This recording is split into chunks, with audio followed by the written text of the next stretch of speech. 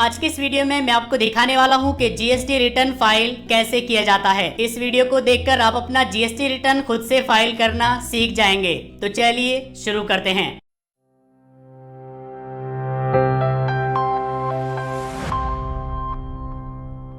GST return file करने के लिए आपको gst.gov.in पर आना होगा। इसमें आप लॉगिन पर क्लिक करेंगे। इसमें आप अपना जीएसटी यूजर आईडी पासवर्ड डालकर लॉगिन करेंगे। इस तरह से आपके सामने डैशबोर्ड आ जाएगा। इसमें आप देख सकते हैं आपको कौन से महीने का जीएसटी रिटर्न फाइल करना है, ड्यू डेट क्या है, कौन कौन से फॉर्म्स आपको फाइल करने हैं और किस फॉर्म को फाइल करने की ड्यू डेट क्या है वो आप यहीं पर देख सकते हैं। जीएसटी रिटर्न आप मंथली और क्वार्टरली फाइल कर सकते हैं। आपको मंथली करना है या क्वार्टरली करना है वो आप यहाँ से चेंज कर सकते हैं। जैसे कि मैंने मंथली सिलेक्ट किया हुआ है, मुझे हर महीने जीएसटी रिटर्न फाइल करना है। जीएसटी रिटर्न फाइल करने के लिए आप नीचे कंटिन्यू टू डैशबोर्ड पर क्लिक करेंगे। इसमें आप फाइल रिटर्न्स पर क्लिक करेंगे। किस महीने का रिटर्न आपको फाइल करना है वो आप यहाँ पर सिलेक्ट करेंगे। इसके बाद सर्च, एक महीने में आपने जितना भी बिजनेस किया है उसका रिटर्न आपको अगले महीने की 10 तारीख तक फाइल करना होता है। जैसे कि जनवरी महीने में हमने जितना भी बिजनेस किया है तो उसका रिटर्न हमें 10 फरवरी तक फाइल करना होगा। नीचे स्क्रॉल करेंगे तो आपको दोनों फॉर्म्स मिल जाएंगे। पहले आपको GSTR1 फाइल करना होगा, उसके बाद आपको GSTR3 भी सबमिट करना होगा। GSTR1 में आपको अपनी सेल्स डिटेल्स फिल करनी होती है, उसी के बेस पर GSTR3 भी फॉर्म रेडी होता है। GSTR3 भी फॉर्म में आपको कुछ फिल करने की जरूरत नहीं होती है, आपको जस्ट कंफर्म करके सबमिट करना होता है। जीएसटी रिटर्न फाइल करने के लिए आप ऑफलाइन भी प्रिपेयर कर सकते हैं और आप ऑनलाइन प्रिपेयर करके भी सबमिट कर सकते हैं। चलिए हम ऑनलाइन प्रिपेयर करेंगे, तो मैं प्रिपेयर ऑनलाइन पर क्लिक करूंगा। अगर आपको नील जीएसटी रिटर्न फाइल करना है, यानी आपने पिछले महीने कोई भी सेल नहीं की है, आपको नील जीएसटी रिटर्न फाइल करना है, तो आपको उसके लिए पोर्टल पर आने की जरूरत नहीं है। आप एक एसएमएस सेंड करके नील जीएसटी रिटर्न फाइल कर सकते हैं। एसएमएस के थ्रू नील रिटर्न फाइल करने का प्रोसेस मैं आपको एक अलग वीडियो में दिखा दूंगा। अब आपको यहाँ पर अपनी सेल्स का रिकॉर्ड ऐड करना होगा। आपको यहाँ पर काफी सारी टेबल्स दी गई है, जैसे कि इस टेबल में आपको B2B यानी बिजनेस टू बिजनेस सेल्स का रिकॉर्ड ऐड करना होगा। यानी अगर आपने किसी दूसरे बिजनेस को कोई माल सप्लाई किया है या सर्विसेज दी है तो उसका रिकॉर्ड आप यहाँ पर ऐड करेंगे। इसमें आप B2C यानी बिजनेस टू कंज्यूमर लार्ज का रिकॉर्ड ऐड करेंगे। यानी अगर आपने किसी कंज्यूमर को 2.5 लाख से ज्यादा की इनवॉइस दी है तो उसका रिकॉर्ड आप यहाँ पर ऐड करेंगे। B2C स्मॉल का रिकॉर्ड आप इस टेबल में ऐड करेंगे, यानी जो इनवॉइसेस 2.5 लाख से कम की है उनको आप यहाँ पर ऐड करेंगे। कंट्री के बाहर आप जो भी माल या सर्विसेज सप्लाई करते हैं उस पर आपको जीएसटी नहीं देना होगा, लेकिन इसके लिए आपको पहले ही LUT फाइल करना होगा। LUT कैसे फाइल किया जाता है ये मैं आपको इस वीडियो के लास्ट में दिखा दूंगा। तो अगर आप एक फ्रीलांसर है, आपको पेपल के थ्रू पेमेंट मिलता है, या आप ब्लॉगर है, यूट्यूबर है, आपको डॉलर्स में इनकम होती है, तो उनका रिकॉर्ड आप यहाँ एक्सपोर्ट इनवॉइसेस में ऐड कर सकते हैं और उस पर आपको जीएसटी पे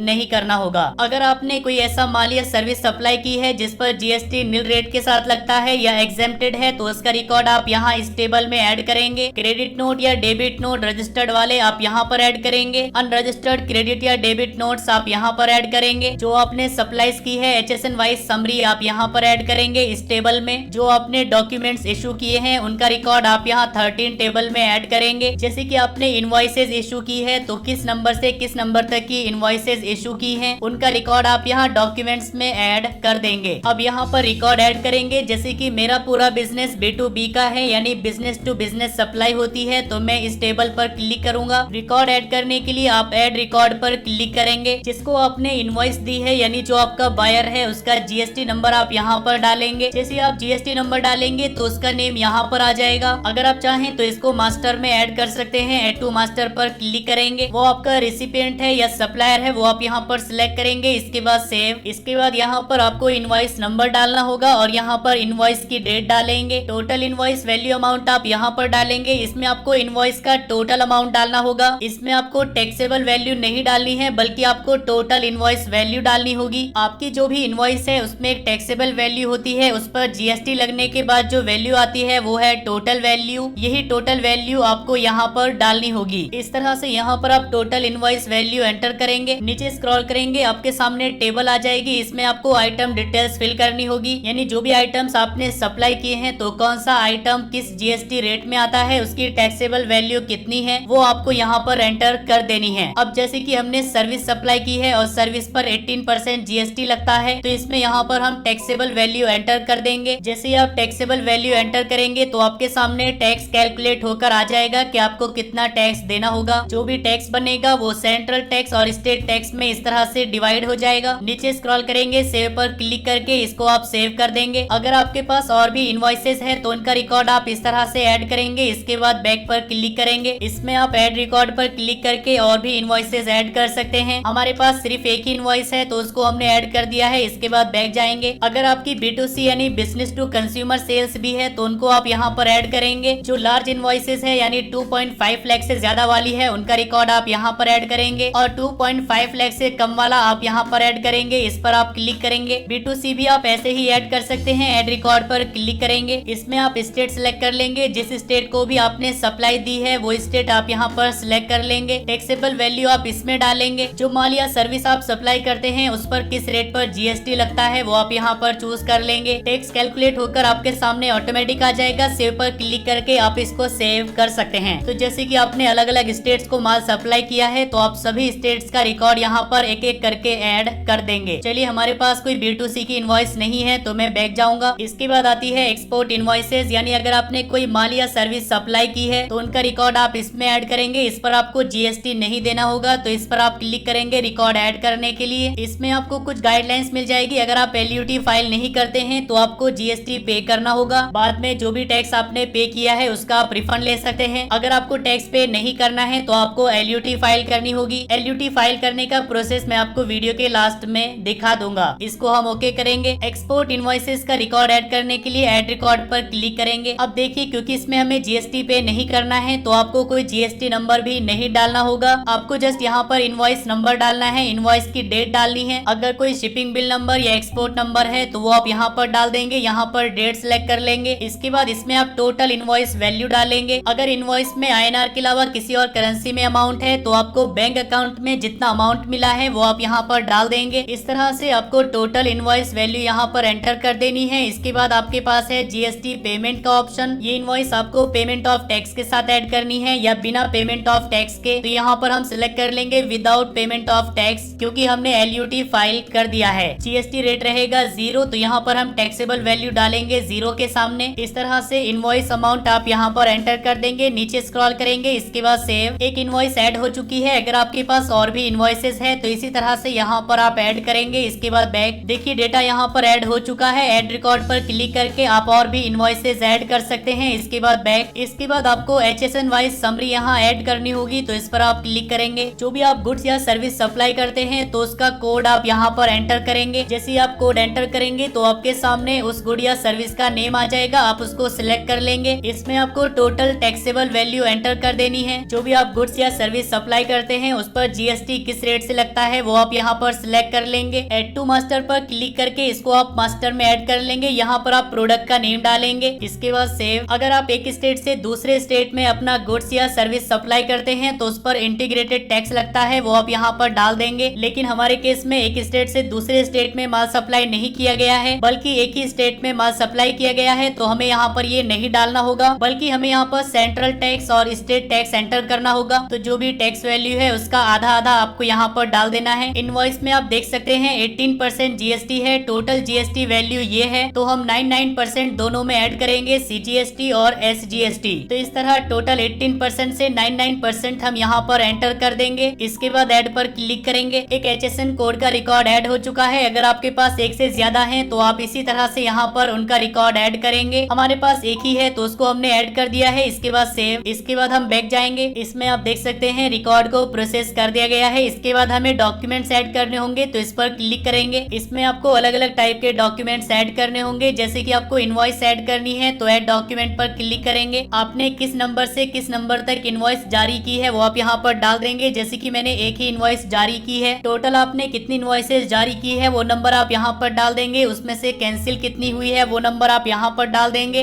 अगर आपने किसी अनरजिस्टर्ड पर्सन से इनवॉइस ली है, यानी जिसके पास जीएसटी नंबर नहीं है, तो कितनी इनवॉइसेस ली है उनका रिकॉर्ड आप यहाँ पर ऐड कर देंगे। हमारे केस में 0 है तो इसको मैं ऐसे ही छोड़ दूंगा। कितनी इनवॉइसेस रिवाइज हुई है उनकी डिटेल्स आप यहाँ पर फिल कर देंगे। डेबिट नोट और क्रेडिट नोट आप यहाँ पर ऐड करेंगे। Receipt, voucher, payment payment voucher, refund voucher, ये सब आप यहाँ पर ऐड कर देंगे। तो हमारे केस में यहाँ पर सिर्फ इनवॉइस नंबर डालना था, तो वो हमने यहाँ पर डाल दिया है। इसके बाद नीचे आएंगे, सेव पर क्लिक करेंगे। अब यहाँ पर हमने सभी रिकॉर्ड ऐड कर दिया है। नीचे आपको अमेंड रिकॉर्ड डिटेल्स का एक ऑप्शन मिलता है। अगर आपने लास्ट महीने फाइलिंग में कोई गलती कर दी थी तो उसको आप यहाँ पर अमेंड कर सकते हैं। सभी डिटेल्स फिल करने के बाद आप जनरेट समरी पर क्लिक करेंगे। इसके बाद प्रोसीड टू फाइल पर क्लिक करेंगे। आपके सामने एक समरी आ जाएगी, इसको आप चेक करेंगे। यहाँ पर आप देख सकते हैं स्टेटस रेडी टू फाइल, किस महीने का फाइल कर रहे हैं वो आप यहाँ देख सकते हैं। कितनी इनवॉइसेस आपने ऐड की है, कौन कौन सी ऐड की है, वो सब आप यहीं पर देख सकते हैं। टोटल लायबिलिटी आपके सामने आ जाएगी, कितना टैक्स आपको पे करना होगा। फाइल स्टेटमेंट पर क्लिक करेंगे, इसको आप कंफर्म करेंगे, आई कंफर्म। ऑथराइज सिग्नेचरी में आप अपना नेम यहाँ पर सिलेक्ट कर लेंगे। इसके बाद फाइल विद ईवीसी पर क्लिक करेंगे। आपके रजिस्टर्ड नंबर पर एक ओटीपी सेंड किया जाएगा, ओटीपी यहाँ डालकर वेरीफाई पर क्लिक करेंगे। GSTR1 सक्सेसफुली फाइल हो चुका है, साथ ही एक ARN नंबर जनरेट हो गया है। इसको आप कॉपी करके रख लेंगे अपने रिकॉर्ड के लिए। इसके बाद आप डैशबोर्ड में आएंगे तो यहाँ पर भी आप देख सकते हैं स्टेटस फाइल। तो GSTR1 आपने फाइल कर दिया है। अब इसी के बेस पर आपका GSTR3 भी रेडी हो जाएगा। GSTR3 के साथ आपको टैक्स भी पे करना होता है। इसकी लास्ट डेट होती है 20। तो GSTR3 कैसे फाइल किया जाता है, कैसे टैक्स पे किया जाता है, इसका प्रोसेस मैं आपको अगले वीडियो में दिखाऊंगा। जब आप Amazon, फ्लिपकार्ट या कहीं से भी अपने GST नंबर के साथ बिजनेस के लिए कोई सामान परचेज करते हैं तो उस पर आपने जो GST पे किया होता है वो GST यहाँ पर माइनस हो जाता है। इसके बाद जो बाकी रहता है वो टैक्स आपको पे करना होता है। तो GSTR3 फाइलिंग और टैक्स पे ये हम अगले वीडियो में देखेंगे। LUT कैसे फाइल किया जाता है चलिए मैं आपको ये भी दिखा देता हूँ। LUT फाइल करने के लिए आप सर्विसेज में आएंगे, इसमें आप यूजर सर्विसेज में LUT पर क्लिक करेंगे। किस फाइनेंशियल ईयर के लिए आप LUT अप्लाई करना चाहते हैं वो आप यहाँ पर सिलेक्ट कर लेंगे। अगर आपके पास पहले से कोई LUT है तो उसको आप यहाँ पर अपलोड कर सकते हैं। नीचे आपको डिक्लेरेशन देना होगा तो इन सबको आप यहाँ पर टिक कर देंगे। इसके बाद आपको 2 गवाहों के नेम और एड्रेस यहाँ पर डाल देने हैं। तो आप अपने भाई बहन, फ्रेंड, रिलेटिव या किसी के भी यहाँ पर नेम और एड्रेस फिल कर देंगे। इसमें आप जिसको आप विटनेस बनाना चाहते हैं उसका नेम और एड्रेस फिल करेंगे। नीचे आप सेकंड विटनेस का नेम और एड्रेस फिल कर देंगे। इसके बाद नीचे अपना नेम सिलेक्ट करेंगे, प्लेस का नेम डालेंगे, sign and file with EVC पर क्लिक करेंगे। आपके पास एक OTP सेंड किया जाएगा, OTP डालकर सबमिट करेंगे तो आपका LUT फाइल हो जाएगा। इसके बाद अपना LUT डाउनलोड करने के लिए सर्विसेज में जाएंगे, यूजर सर्विसेज में सबमिटेड पर क्लिक करेंगे। व्यू माई सबमिटेड LUTs, एप्लीकेशन टाइप में चूज कर लेंगे लेटर ऑफ अंडरटेकिंग। किस डेट को आपने अप्लाई किया था वो डेट यहाँ पर सिलेक्ट करेंगे। इसके बाद सर्च, इस तरह से आपके सामने फॉर्म आ जाएगा जो आपने सबमिट किया था। आप इस पर क्लिक करेंगे, नीचे आप स्क्रॉल करेंगे, डाउनलोड पर क्लिक करके आप इसको डाउनलोड कर लेंगे। इस तरह से आपको लेटर ऑफ अंडरटेकिंग मिल जाता है। तो इससे आप जो भी गुड्स या सर्विस एक्सपोर्ट करते हैं उस पर आपको कोई GST टैक्स पे नहीं करना होगा। सो आई होप के वीडियो आपको काफी पसंद आया होगा। अगर आपको वीडियो पसंद आया है तो लाइक करिए, अपने फ्रेंड्स के साथ शेयर करिए